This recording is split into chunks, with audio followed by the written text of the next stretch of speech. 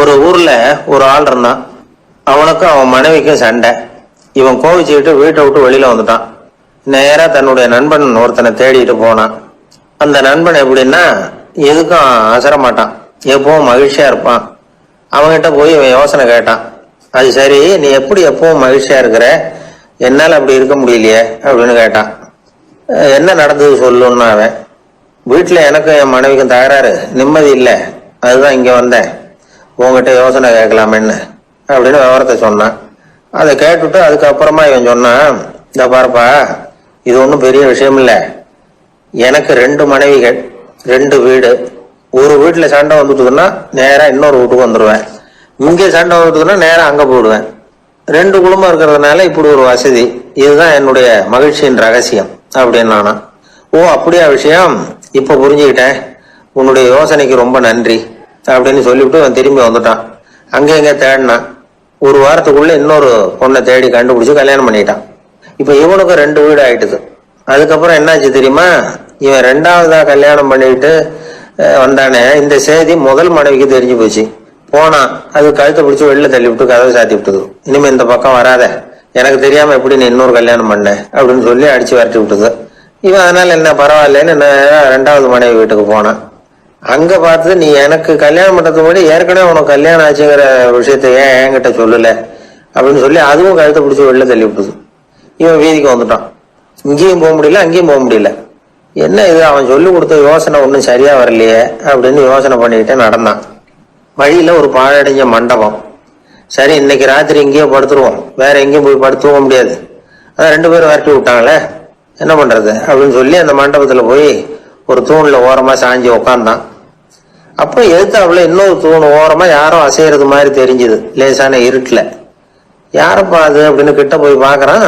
அப்புறம் தான் தெரியுது, அவன் யாரு தெரியுமா, இவனுக்கு யோசனை சொன்னான்ல 2 கல்யாணம் பண்ணிக்கணும்னு சொல்லி, அவன் அங்க படுத்து கிடக்குறான். டேய் நீயா, நீ எப்படிடா இங்க வந்த அப்படின்னா, 2 வீட்லயும் சண்டை வந்துட்டுது, அதுதான் இங்க வந்தேன், படுத்து தூங்கலாமேன்னு அப்படின்னா.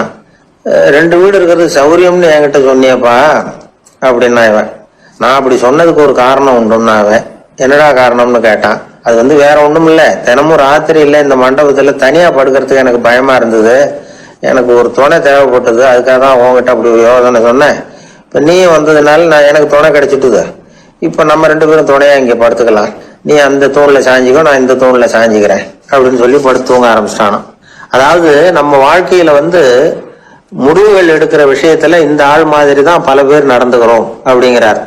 அதாவது உலக புகழ்பெற்ற மனோதத்துவ மேதை ஸ்காட் பெக் அப்படிங்கிறவர். அதாவது வீட்டுக்கு தேவையான பொருள்கள் வாங்குறதுல இருந்து கல்யாணம் பண்றது, வீடு கட்டுறது வரைக்கும் அடுத்தவங்க பேச்சை கேட்டு வீணா போறவங்க தான் அதிகம்.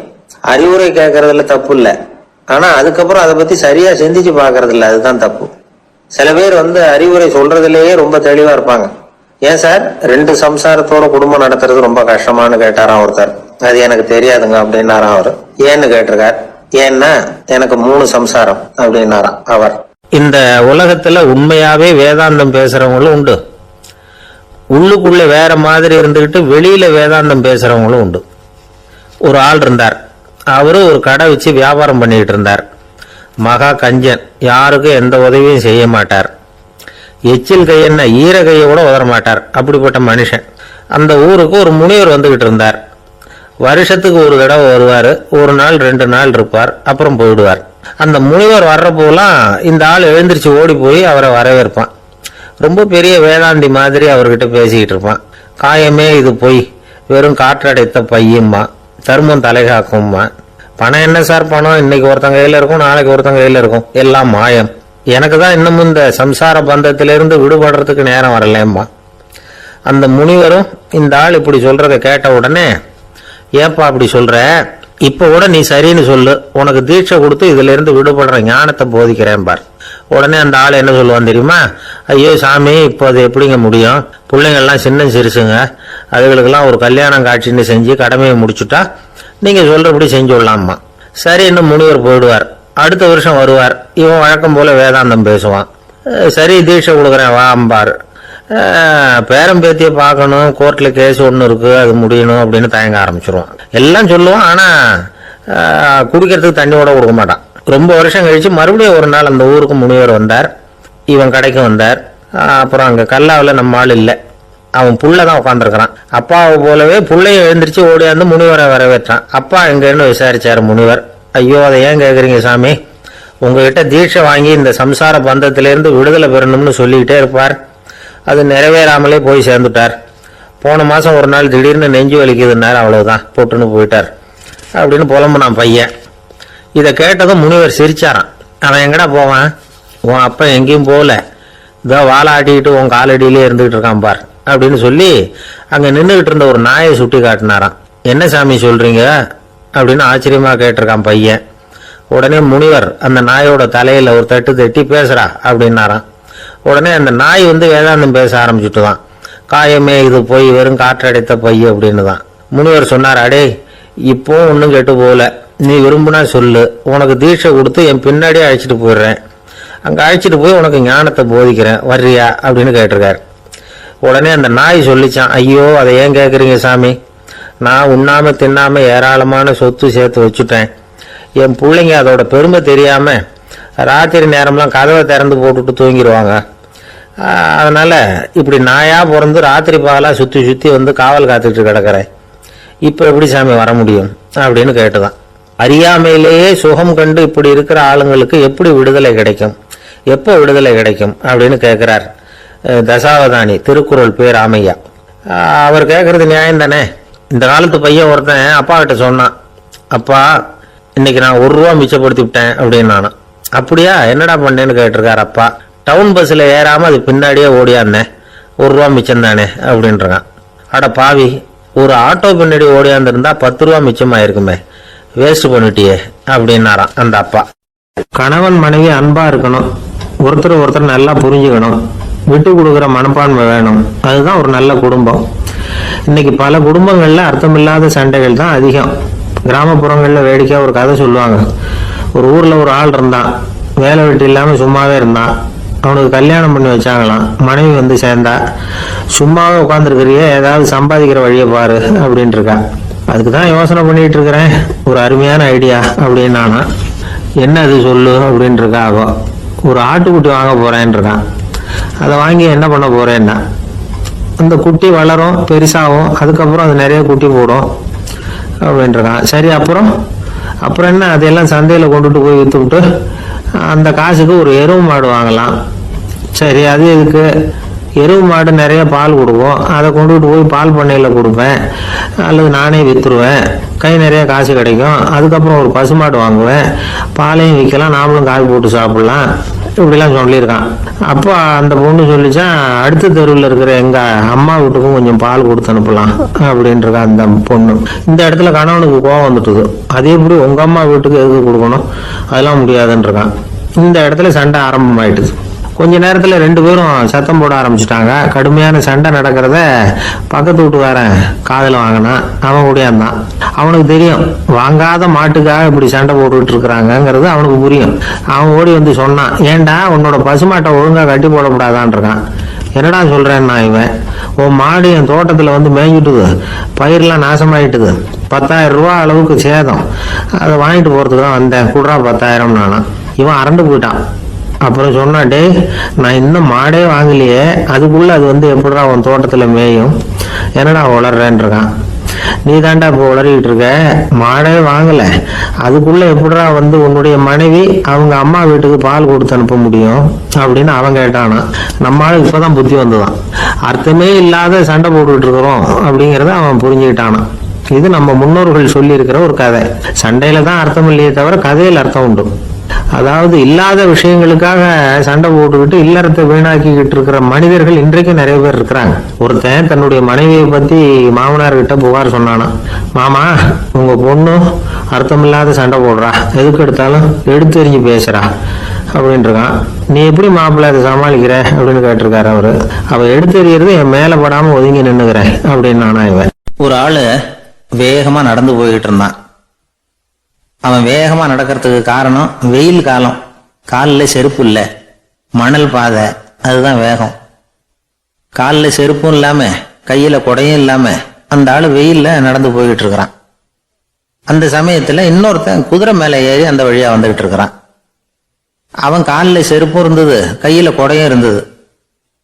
நடந்து போய்கிட்டு இருந்தவன் அந்த குதிரை ஆசாமியை பார்த்து கேட்டான், ஐயா, நீங்களும் குதிரை மேல உட்காந்துக்கிட்டு போய்கிட்டு இருக்கிறீங்க, அப்படி இருக்கிறப்போ உங்களுக்கு அந்த செருப்பு என்னத்துக்கு? அதை எனக்கு கொடுத்து உதவலாமே அப்படின்னா. குதிரை மேல உட்காந்துருந்தவன் யோசனை பண்ணி பார்த்தான், இவன் சொல்றது நியாயம்தானே அப்படின்னு சொல்லி தன்னுடைய செருப்பை கழட்டி அந்த வழிபோக்கனுக்கு கொடுத்துட்டான். ரொம்ப நல்லதுங்க அப்படின்னு சொல்லி இவன் அதை வாங்கி காலில் மாட்டிக்கிட்டான். அதுக்கப்புறம் மறுபடியும் இவன் ஆரம்பிச்சான், ஐயா, நீங்க குதிரையில போறதுனால போக வேண்டிய இடத்துக்கு வேகமா போய் சேர்ந்துருவீங்க, அதனால உங்க கையில் அந்த குடை என்னத்துக்கு? நான் நடந்து போயிட்டு இருக்கிறவன், ரொம்ப நேரம் நடக்க வேண்டியிருக்கும் இந்த வெயில்ல, அதனால அந்த கொடையையும் எனக்கு கொடுங்களேன் அப்படின்னா. குதிரை வீரன் யோசனை பண்ணி பார்த்தான், இதுவும் நியாயம்தானே அப்படின்னு அவனுக்கு தோணுச்சு. உடனே இறக்கப்பட்டு தன் காலில் இருந்த செருப்பை கொடுத்தது மாதிரியே தன் கையில் இருந்த கொடையையும் இவங்கிட்ட கொடுத்துட்டான். அதுக்கப்புறம் அவன் நிம்மதியா புறப்பட்டான். இப்ப மறுபடியும் கை தட்டி அவனை நிறுத்தினான். கீழே நின்றுட்டு இருந்தவன், என்னப்பா, ஏன் என்ன நிறுத்தின? என்ன ஏதாவது வேணுமா உனக்கு அப்படின்னா குதிரையில இருந்தவன். இவன் மெதுவா வாயை திறந்து, அந்த குதிரையையும் என்கிட்ட கொடுத்துருங்களேன்னா. அந்த குதிரை வீரன் இப்ப ஒரு கணம் யோசனை பண்ணி பார்த்தான். உடனே என்ன பண்ணான் தெரியுமா? தன்கிட்ட இருந்த குதிரை சவுக்கை எடுத்தான். குதிரை சவுக்கால அந்த ஆளை வாங்குவாங்கன்னு வீசி தள்ளிவிட்டான். இவ்வளவு சவுக்கடியும் வாங்கிட்டு இந்த ஆள் என்ன பண்ணான் தெரியுமா? சிரிக்கிறான். அடி வாங்கிட்டு யாராவது சிரிப்பாங்களா? குதிரை வீரனுக்கு ஒன்றும் புரியல. என்னப்பா அது, ஏன் இப்படி அடி வாங்கிட்டு இப்படி சிரிக்கிறியே அப்படின்னு கேட்டான். இப்ப அந்த வழிபோக்கன் சொல்றான், ஐயா, நான் இப்படி சிரிக்கிறதுக்கு காரணம் இருக்கு. இப்படி குதிரை கேட்டு உங்ககிட்ட அடி வாங்கலன்னு வச்சுக்கோங்க, என் உயிர் உள்ள வரைக்கும் மனசுல ஒரு தவிப்பு இருந்துகிட்டே இருக்கும். செருப்பையும் கொடையையும் கேட்ட உடனே கொடுத்தவன் குதிரையையும் கேட்டிருந்தா கொடுத்துருப்பானோ அப்படிங்கிற பேராசையில ஏங்கிக்கிட்டே இருந்திருப்பேன். இப்ப உங்ககிட்ட அடி வாங்கின பிறகு என்னுடைய அந்த சந்தேகம் தீர்ந்து போச்சு. என்னுடைய ஆசைக்கு எல்லை எது அப்படிங்கறத எனக்கு புரிஞ்சுட்டுது அப்படின்னு சொல்லிவிட்டு அவன் நடக்க ஆரம்பிச்சுட்டானான். ஆசைக்கும் எல்லை உண்டு அப்படிங்கிறத விளக்கறதுக்காக வாரியார் சுவாமிகள் சொல்ற கதை இது. இந்த காலத்திலயும் ஒருத்தன் அது மாதிரி கொடை செருப்போட குதிரையில போய்கிட்டு இருந்தான். எதிரில் நடந்து வந்தவன், ஐயா, உங்க கொடையை எனக்கு கொடுங்களேன்னு கேட்டான். உடனே அவன் குதிரையிலிருந்து கீழே குதிச்சு அவனை சாட்டையால் அடிக்க ஆரம்பிச்சுட்டான். இன்னொருத்தர் அந்த வழியா வந்தவர் இதை பார்த்தார். ஏன்பா, அவன் கேட்டான், உன்னால முடியலன்னா இல்லைன்னு சொல்லிட வேண்டியது தானே, அதுக்காக ஏன் இப்படி அவனை போட்டு அடிக்கிறேன்னு கேட்டார். உங்களுக்கு விவரம் புரியாது சார், காலம் ரொம்ப கெட்டு போச்சு.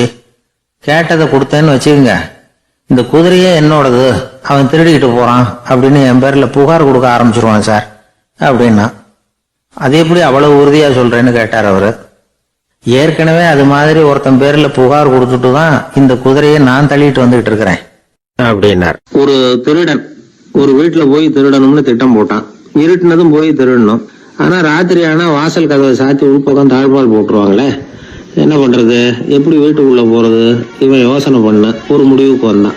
சரி, பகல் நேரத்திலேயே யாருக்கும் தெரியாம இந்த வீட்டுக்குள்ள நுழைஞ்சிருவோம், அங்க போய் எங்கேயாவது ஒளிஞ்சுக்குவோம், இருட்டுற வரைக்கும் பேசாம இருப்போம், ராத்திரி எல்லாரும் தூங்கினதுக்கு அப்புறம் நைஸா போய் பீரோவை திறந்து இருக்கிறது பூரா எடுத்துக்கிட்டு ஓடியாந்துடலாம் அப்படின்னு திட்டம் போட்டான். அதே மாதிரி ஒரு நாள் மத்தியானத்துக்கு மேல அந்த வீட்டுக்காரன் எங்கேயோ வெளியில புறப்பட்டு போனான். வீட்டுக்கார அம்மா அடுப்பங்கரையில என்னவோ சமைச்சுக்கிட்டு இருந்தாங்க. திருடன் பார்த்தான், இதுதான் சமயம்னு அந்த வீட்டுக்குள்ள மெதுவா நுழைஞ்சிட்டான். எங்க ஒளியலாம்னு பார்த்தா வலது பக்கம் ஒரு ரூம் இருந்தது. அங்க போனான். அங்க ஒரு படுக்கை அறை, அங்க ஒரு பெரிய கட்டில் இருந்தது. அதுக்கு அடியில போய் பதுங்கிட்டான். இருட்டுனது நம்ம வேலையை ஆரம்பிக்கலாம், அது வரைக்கும் பொறுமையா இருக்கணும் அப்படின்னு சொல்லி பேசாம வாயை மூடிட்டு கம்முன்னு இருக்கிறான். ரொம்ப நேரம் கழிச்சு வெளியில போயிருந்த வீட்டுக்காரன் திரும்பி வந்தான். சாப்பிட்டான், லைட்டை நிறுத்தி விட்டு படுத்துட்டான். அந்த அம்மாவும் வேலையெல்லாம் முடிச்சுட்டு வந்து படுத்துட்டாங்க. நடு ராத்திரி, விடி விளக்கு லேசா எரிஞ்சுக்கிட்டு இருக்கு. வீட்டுக்காரன் லேசா கண்ணை முடிச்சான். கட்லுக்கு நேரா எதிரில ஒரு கண்ணாடி, அதுல பாக்குறான் கட்லுக்கு கீழே ஒரு திருடன் ஒளிஞ்சு இருக்கிறது தெரிஞ்சு போச்சு. உடனே அவன் திருடன் திருடன்னு சத்தம் போடல, யோசனை பண்ணான். மேஜையில இருக்கிற கத்தி எடுத்து கையில வச்சுக்குவோமா அப்படின்னு யோசனை பண்ணான். இந்த சந்தர்ப்பத்துல கத்திய உபயோகப்படுத்துறத விட புத்திய உபயோகப்படுத்துறது தான் சாமர்த்தியம் அப்படின்னு நினைச்சான். உடனே அது பிரகாரம் செயல்பட ஆரம்பிச்சுட்டான். என்ன பண்ணான் தெரியுமா? எதையும் வெளியில காட்டிக்காம ரொம்ப சர்வசாதாரணமா தன்னுடைய மனைவி கிட்ட பேச ஆரம்பிச்சான். மனைவியும் புத்திசாலி, அதனால அவங்களுக்கு தெரியும். அவங்களும் வீட்டுக்காரர் கேட்ட கேள்விக்கு பொருத்தமா பதில் சொல்ல ஆரம்பிச்சாங்க. இவன் கேட்டான், இந்த பாரு, நமக்கு குழந்தை பிறந்தா அதுக்கு கிருஷ்ணமூர்த்தின்னு தான் பேர் வைக்கணும் அப்படின்னா. அதெல்லாம் முடியாது. ஆம்பளை பிள்ளையா இருந்தா ஏகாம்பரம், பொம்பளை பிள்ளையா இருந்தா பங்கஜவல்லி, இதுதான் அவங்க மாமனார் மாமியார் பேர், அதுதான் வைக்கணும் அப்படின்னாங்க அந்த அம்மா. அதெல்லாம் முடியாது, நான் முடிவு பண்ணிவிட்டேன் கிருஷ்ணமூர்த்தின்னு கத்தனா அவன். இல்ல ஏகாம்பரம் பங்கஜவல்லின்னுது இந்த அம்மா. வாதம் முத்தி போச்சு. கிருஷ்ணமூர்த்தி கிருஷ்ணமூர்த்தி கிருஷ்ணமூர்த்தின்னா அவன், ஏகாம்பரம் பங்கஜவல்லி ஏகாம்பரம் பங்கஜவல்லின்னு இவங்க கத்துறாங்க. ஒரே சத்தமா போச்சு. இத கேட்டதும் பக்கத்து வீட்டுல இருந்தவங்க, எழுத்த வீட்டுல இருந்தவங்க எல்லாம் எழுந்திரிச்சு ஓடி வந்து இவங்க வீட்டு கதவை தட்ட ஆரம்பிச்சுட்டாங்க தட தடன்னு. இவன் சாவகாசமா எழுந்திரிச்சு போய் கதவை திறந்தான். என்னங்க இந்த ராத்திரி வேலையில எங்களை எல்லாம் ஏன் கூப்பிட்டீங்க, யாருக்கு என்ன ஆச்சு அப்படின்னு கேட்டாங்க. கேட்டது யாருன்னா பக்கத்து வீட்டு கிருஷ்ணமூர்த்தி, எழுத்த வீட்டு ஏகாம்பரம் பங்கஜவல்லி எல்லாரும். அடடே உங்களை கூப்பிடலீங்க, குழந்தைக்கு பேர் வைக்கிறது சம்பந்தமா எங்களுக்குள்ள சண்டை வந்துட்டுது, அதுதான் விஷயம். வேணும்னா இதை கட்டிலுக்கு அடியில ஒளிஞ்சிட்டு இருக்கிறானே ஒருத்தன், அவனை கூட கேட்டு பாருங்க, அவன் தான் இதுக்கு சாட்சி அப்படிங்கிறான் அந்த ஆளு. உடனே எல்லாரும் விஷயத்த புரிஞ்சுக்கிட்டு திருடனை பிடிச்சி போலீஸ்ல ஒப்படைச்சிட்டாங்களாம். நெருக்கடியான நேரங்கள்ல பதறாம புத்திசாலித்தனமா செயல்படணுங்கிறத தெரிஞ்சுக்கிறதுக்காக இந்த கதை. புத்திசாலித்தனமா செயல்படுற ஒரு குடும்ப தலைவி இருக்காங்க. அவங்க என்ன செய்வாங்க தெரியுமா, எல்லாரும் ராத்திரியானா வீட்டை உள்பக்கமா போட்டு விட்டு தானே படுப்பாங்க. ஆனா அந்த அம்மா என்ன பண்ணுவாங்கன்னா வீட்டை வெளிப்பக்கமா ஒரு பூட்டு போட்டு பூட்டி விடுவாங்க. எழுத்த வீட்டுக்காரங்க கிட்ட சொல்லி தினமும் இப்படி பூட்டி விட சொல்றது பழக்கம். ஏங்க அப்படி செய்யறீங்க, திருடன் சுலபமா உள்ளே வந்துடக்கூடாதுங்கிறதுக்காகவா அப்படின்னு கேட்டாங்க. இல்லைங்க, சுலபமா வெளியில போயிடக்கூடாதுங்கிறதுக்காக அப்படின்னாங்க. என்னங்க சொல்றீங்க அப்படின்னு கேட்டாங்க. ஆமாங்க, இவருக்கு அந்த பழக்கம் உண்டு அப்படின்னு தன்னுடைய வீட்டுக்காரரை காட்டினாங்க. பக்கத்து வீடுகள் பத்திரமா இருக்கணுங்கிறதுக்காக தன்னுடைய வீட்டை பூட்டி வைக்கிறது ஒரு பெரிய விஷயம் தானே. பத்திரிகையில வர்ற செய்திகளை கூட நகைச்சுவை சொல்றது உண்டு. அதாவது அதை நேரடியா சொன்னா வானொலியில அனுமதிக்க மாட்டாங்க சில விஷயங்களை, அது சின்னாருக்கு கௌரவ குறைச்சல், அதை வேடிக்கை கலந்து நகைச்சுவோடு சொல்லும் பொழுது அதை அனுமதிச்சிருவாங்க. அப்ப அந்த விசாரணை கமிஷன் அது இது நிறைய நடந்துகிட்டு இருந்தது. டெல்லியில இருந்து அமலாக்க பிரிவு அதிகாரிகள்லாம் வராங்க போறாங்கன்னு பத்திரிகையில அமர்க்கலப்பட்ட இடம். அந்த நேரம் நான் ஒரு ரேடியோவில் ஒரு செய்தியை தயார் பண்றோம். அப்ப என்ன பண்ணேன்னா இது மாதிரி அந்த பத்திரிகை செய்தியை வச்சுக்கிட்டே ஒரு செய்தி சொன்னோம், இன்னொரு தகவல் சொல்லி. என்னன்னா ஒருத்தன் தமிழ்நாட்டுல ஒரு ஆள், அவன் திடீர்னு கோடீஸ்வரன் ஆயிட்டான். நேத்து வரைக்கும் சாதாரணமா இருந்தா இன்னைக்கு கோடீஸ்வரன் ஆயிட்டான். டெல்லியில இருந்து 2 அதிகாரிகள் வராங்க, எப்படி அவன் பணம் சேர்த்தான்னு கண்டுபிடிக்கிறதுக்கு. அவனை கூப்பிட்டு 2 அதிகாரிகளும் எப்படிடா பணம் சேர்த்த, நான் ஒன்னும் தப்பான வழியில பணம் சேர்க்கல சார், நான் பந்தயம் கட்டியே பணக்காரன் ஆயிட்டேன். பந்தயம் கட்டியே எப்படிடா பணக்காரன் ஆக முடியும் அப்படின்னா, நீங்க நம்புங்க சார், நான் பந்தயம் கட்டி தான் பணக்காரன், தப்பான வழியில சேரல சார். பந்தயம் கட்டி எப்படா கோடீஸ்வரன் அப்படின்னா நாங்க நம்ப முடியாதுன்றான் விசாரிக்க வந்தவன். அப்படின்னா உங்ககிட்ட ஒரு பந்தயம் கட்டட்டோமான்றான் விசாரிக்க வந்தவன்ட்டிய. என்னடா பந்தயம் அப்படின்னா, ஒண்ணுமில்ல சார், இது என் கண்ணு, இது என் பல்லு, என் கண்ணை என் பல்லாலேயே கடிக்கிறேன், எவ்வளவு பந்தயம். விசாரிக்க வந்தவன் 100 ரூபாய் எடுத்து வச்சான், இதை ப்ரூவ் பண்றான்னு. அப்படியே கண்ணை எடுத்துட்டான், அது பளிங்கு கண்ணு. ஏற்கனவே ஒரு கண்ணு பளிங்கு கண்ணு வச்சுனா எடுத்து கடிச்சு விட்டான். இது விசாரிக்க வந்தாலும் 100 ரூபாய் விட்டுட்டு நிக்கிறான். எப்படி பணம் சேர்த்தான்னு வந்தவன். உடனே இன்னொருத்தன், இவன்ட்ட என்னடா பேச்சு கொடுக்காரா, நம்ம பணம் தான் அங்க போயிட்டு இருக்கு, உனக்கு விசாரிக்க தெரியல, போடா நான் விசாரிக்கிறேன்னு அடுத்தவன் வந்தான். அது நீ ஒழுங்கா சொல்றேன், எப்படா பணம் சேர்த்த சார், நீங்க கொஞ்சம் புத்திசாலியா தெரியுது அவரை விட, நீங்களாவது நம்புங்க சார், பந்தயம் கட்டி தான் பணம் சேர்த்தேன், நான் நம்ப முடியாது. அப்படின்னா உங்ககிட்ட இன்னொரு பந்தயம் கட்டட்டுமா அப்படின்றான். வேண்டாம், அவனை ஏமாத்தி விட்டேன் அதனால வேண்டான்றான். இல்ல சார், அவரு ஏமாந்தது பொய் கண்ணு, பளிங்கு கண்ணுன்னு தெரியாது, ஏமாந்துட்டார். உங்ககிட்ட பந்தயம் கட்டது நெஜம் கண்ணு, இந்த பக்கம் பளிங்கு கண்ணு கிடையாது, நெஜம் கண்ணு, இதை பல்லால கடிக்கிறேன் அப்படின்னா அவன் ஒரு 100 ரூபாய் எடுத்து வச்சான். இவன் அப்படியே பல் செட்டை கட்டினான் தனியா, அப்படியே கட்டி கடிச்சு விட்டான். அதையும் விட்டுட்டான். இவன் உடனே 2 பேரும் இவன்கிட்ட பேச பேச நம்ம பணம் தான் அவன்கிட்ட போயிட்டு இருக்கு, இவன் எப்படி பணம் சேர்த்தான்னு கண்டுபிடிக்கிறதுக்கு டெல்லியில இருந்து வந்திருக்கான். இவன் மேற்கொண்டு பேசாத, பேச பேச பந்தயம் கட்டுவான். திரும்பி போறதுக்கு ரயிலுக்கு டிக்கெட்டு சரியா இருக்கா பாடுறான்றான். அவன் கரெக்டா எண்ணி பார்த்து கரெக்டா இருக்குப்பா, மேற்கொண்டு பேசாத, அவன்கிட்ட நம்ம போயிடுவோம், போய் நம்ம அதிகாரிகிட்ட சொல்லிடுவோம்னு சொல்லி போயிட்டு வரேன் சார் அப்படின்னு சொல்லிட்டு மரியாதை போயிட்டாங்க. போய் டெல்லியில பெரிய அதிகாரிகிட்ட போய், சார் அவன்கிட்ட விசாரிச்சு பார்த்தோம் சார், தமிழ்நாட்டுல பந்தயம் கட்டி தான் பணம் சேர்த்தேன்னு சாதிக்கிறான், எங்ககிட்ட ஒரு 200 ரூபாய் வாங்கிட்டான் சார் அப்படின்னு. அவருக்கு கோவம் வந்துட்டுது. இந்தியாவுக்கே தலைமை அதிகாரி, இதுக்காகவாடா நீங்க இருக்கீங்க, எத்தனை பேர் இருக்கீங்க உங்களை மாதிரி ஜூனியர் ஆபீசர்ஸ் நம்ம ஆபீஸ்ல இந்தியா பூரா விசாரிக்கிறதுக்கு அப்படின்னா 30 பேர் இருக்கோம் சார். 30 பேருக்கு அனுபவம் பத்தாது, நான் இந்தியாவுக்கே தலைமை அதிகாரி, அனுபவம் ஜாஸ்தி, உங்களுக்கு ட்ரைனிங் கொடுக்கணும் எப்படி ஒருத்தரை விசாரிக்கிறதுன்னு. 30 பேரும் ஒரு ரூம்ல உட்காருங்க, ஒரு ஆள் போய் அந்த ஆளை தமிழ்நாட்டுல இருந்து நீங்க கூப்பிட்டுட்டு வா, வர்ற வரைக்கும் அவன்கிட்ட பேசாதீங்க, பந்தயம் கட்டுவான், மெதுவா கொண்டு வந்து நிறுத்து அப்படின்னா ஒரு ஆள் ஸ்பெஷலா கூப்பிட்டு போட்டான். இது மாதிரி மேடையில நிறுத்திவிட்டு ஒரு தலைமை அதிகாரி 30 ஜூனியர் அதிகாரிகள் அவங்களுக்கு பயிற்சி கொடுக்குறார். இவனை பார்த்து, ஒழுங்கா சொல்லு, எப்படி பணம் சேர்த்த, நான் இந்தியாவுக்கே தலைமை அதிகாரி, என்கிட்ட உண்மையை ஒத்துக்கிட்டீங்கன்னா உன்னை அப்ரூவர் ஆக்கிடுவேன் அல்லது தண்டனையை குறைப்பேன், அந்த அதிகாரம்லாம் என்கிட்ட உண்டு, ஒழுங்கா சொல்லு அப்படிங்கிறார். அவர், சார் நீங்க இந்தியாவுக்கே தலைமை அதிகாரி, அனுபவம் ஜாஸ்தி, நீங்களாவது நம்புங்க சார், நான் பந்தயம் கட்டி தான் பணம் சேர்த்தேங்கிறான்.